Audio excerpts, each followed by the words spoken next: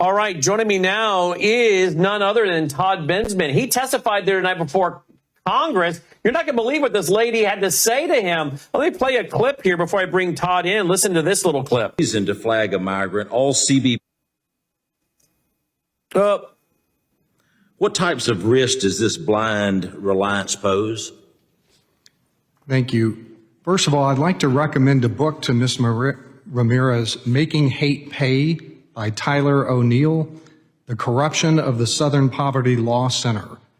I also want to tell you, Ms. Ramirez, that as far as, I don't know what you have on your board, I'd like to study it. There is no hateful anti-Semitic speech in my Twitter feed. I am Jewish, and we don't really get with white nationalists. That's not our thing. So get your facts straight. As far as your... Mr. Chairman, he's referring to me, so I just wondered if I'm going to... Mr. Gentleman's time from Alabama. Thank you, sir. Let's go back to that question. What type of risk does the blind reliance pose? All right, let's stop right there. Let's bring in now Todd Bensman. Todd, you were testifying last week. I talked to you as you were at the airport. We're going to play a few more clips of this, but I at least want to tease it here. I got like 4 clips I've brought up. But this lady is accused of this member of Congress. She had a whiteboard with all your tweets on it and was accusing you of being a white nationalist anti-Semite. Did I hear that right? Yeah, they apparently did Oppo research on me and found that I was like kind of one of these tiki torch carrying replacement theory guys. The Jews will not replace us, and kind of tried to discredit me as an expert witness who were testifying about the influx of Chinese nationals.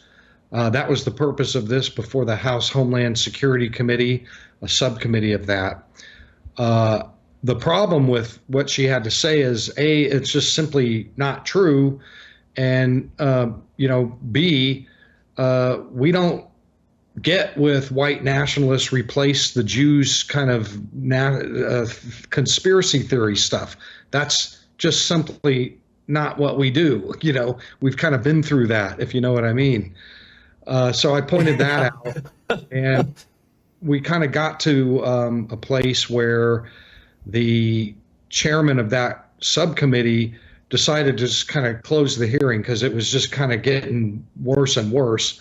We're kind of firing back at one another, and the Republicans were firing back at her, and her name was Delia Ramirez out of Illinois, Democrat. Far left, progressive Democrat. She clearly had not done her homework. She didn't even realize you were Jewish. Yeah, that's just not what we do, man. We're not down with the white nationalists, and certainly not anti-Semitic. That's why I said, get your facts straight. But the bigger issue. Well, you handled yourself very well. Well, look.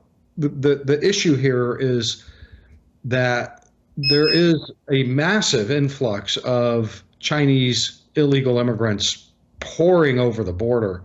We've had 50,000 in just the last 3 years, but half of those in the last 4 months. So at that rate, we're on track to hit about 100,000 Chinese nationals. And as I testified, there's an espionage threat there. We don't know who's coming through. Surely, as I testified, the Chinese Communist Party is putting operatives in the flow. They're not all going to be spies or soldiers, but most definitely they're going to be putting operatives in that flow. And the Democrats, in order to deflect from having to have the conversation, want to just end the conversation by calling people names and saying that it's racist to not want tens of thousands of Chinese immigrants crossing the border. That's their way to shut down that debate. And in this case, unfortunately, it was effective because the chairman of that subcommittee said after the exchange that, we were going to do another round of questions for everybody, but after this, I'm just gonna shut it down. And then Good for him. And then, well, you know what though? I'm not sure it was a good idea because in that Oh, really? Why is that? because in that regard, the tactic of calling witnesses racist worked. It had the effect of shutting the debate down, and I think they should have kept it open and gone the extra round. Well, that's a good point. Yeah. Despite her. But one thing that he did point out at the end there, you can play the clip, is that particular Congresswoman voted against a resolution to condemn the October 7 attacks in Israel and another resolution that would have barred October 7th terrorists from ever entering the U.S. Who votes against that? Exactly. Wow, who does? Yeah, exactly. Jew-hating. Yeah, exactly. Here, let's play this clip. We'll have him respond to that. There's several of them here. Here we go. We're yielding back, and I now recognize the gentlelady, Ms. Ramirez, for 5 minutes of questioning. Thank you, Chairman and Ranking Member. I want to start by expressing my disappointment that this committee still allows special witnesses from an organization that's been designated as a hate group for publishing the works of white nationalists. Mr. Bensman, yes or no, have you ever used or invoked invasion rhetoric or language when referencing migrants? Okay, well, let me ask you a follow-up. Is your Twitter handle @Bensman Todd, correct? Okay, so I want to show you here something. As you can see, I have a number of your Twitter posts here, and it's not hard to find examples of you or someone who's doing a good job pretending to be you, uplifting the same invasion rhetoric central to the white nationalist and anti-Semitic Great Replacement conspiracy theory. Let me read just one of them. Border invasion series. Or let me read one more.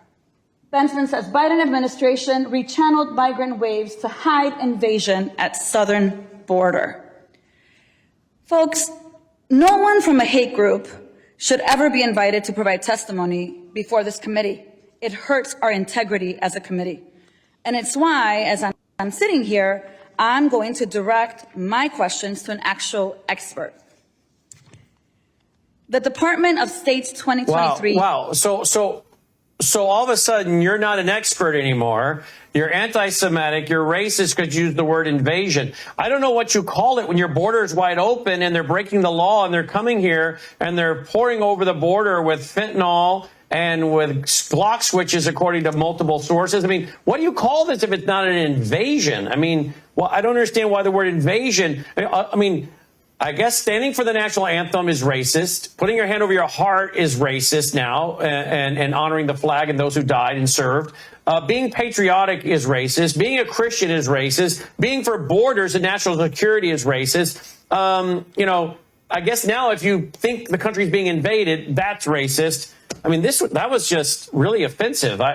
Wow, this is the first time I've seen it. You told me about it, but I actually just saw the clip for the first time. Right. Well, you have to remember that the ultimate outcome that they're seeking, people like this are seeking, is to divert away from the issue at hand, which is that 50,000 Chinese immigrants crossed over the border, 25,000 of them just in the last 4 months.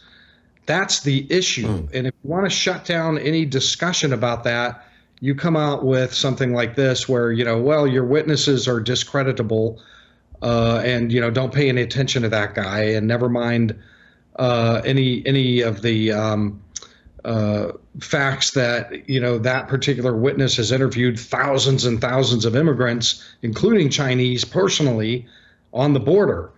That's a dangerous kind of witness for them to have, and they must be discredited in whatever way you can, and the debate must be ended in that way.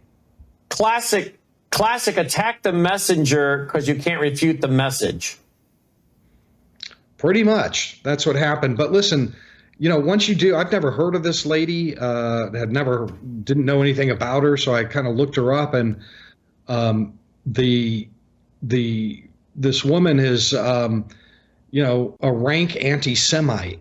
She is with the side of the aisle that lauds and approves of the October 7 attacks, hates Israel, hates Jews, and is the one actually who is the greater danger to global stability and to the continued existence of Israel. Yet she was calling you the anti-Semite. Right. There's rich irony here when you look at her voting record. Like, who votes against a resolution that would ban October 7 terrorist attackers from ever entering the U.S.? Who does that? A Jew hater does that. Wow. Here's another clip. Listen to this one. Crime waves rolling across America from sea to shining sea, fentanyl poisoning, killing 100,000 Americans per year. Americans across the country that have an objection to that. And we got a problem with that. Apparently, the Democrats are saying we're all a bunch of Nazis, white supremacists, anti-Semitic. That's like disconnected from reality, man. And that's Congressman Higgins. Again, that's the first time I've seen that, but his response was the same as mine. How can you talk about fitting all this stuff? So again, I didn't see his clip, but man alive, we're all coming off the same page of common sense here. Good for Higgins, right? Yeah, right. I mean, there was back and forth like that. It went on, and I think I pointed out that I recommended a book to that Congresswoman called it's the one that was written about the SPLC, the Southern Poverty Law Center, which has made, millions and millions of dollars by libeling regular conservative groups that are not as hate groups. You do know the Southern Poverty Law Center worked with a bunch of other groups, and they shut down 4 out of 5 of my Worldview Weekend conferences in April of 2018. So I know about the Southern Poverty Law Center very well.